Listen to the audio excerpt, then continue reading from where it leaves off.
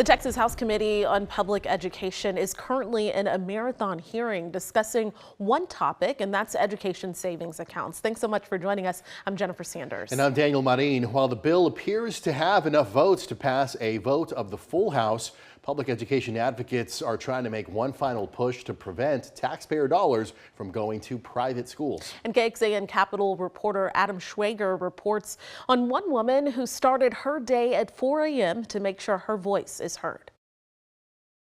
It's a slap in the face to all public school educators and parents of public school students. Michelle Williams got on the road at 4 to drive from Houston to Austin.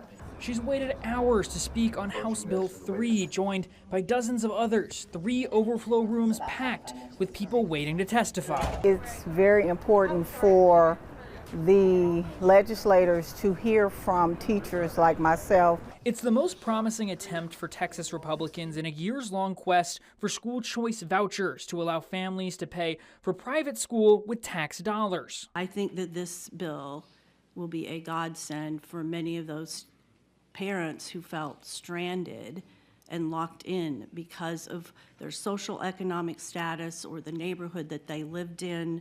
Funding is limited, so applications are done on a tiered system. For example, for a family of 4, that first tier is a child with disabilities whose family makes under $160,000. That second tier is any child whose family makes under $64,000.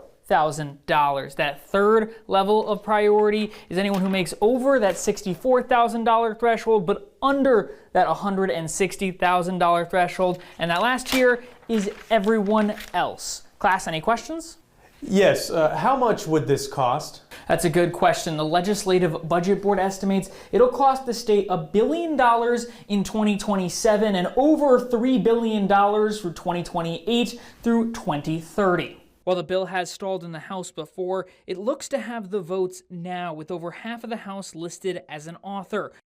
Reporting in Austin, I'm Adam Schwager.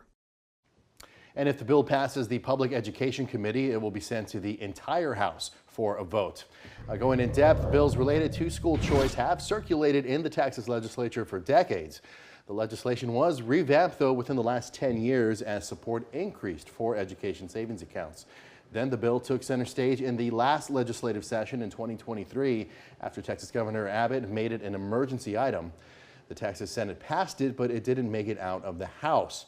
The governor then called 2 special sessions, you'll remember, and it still wasn't able to happen. So he targeted House Republicans who were against the bill by endorsing their primary election opponents.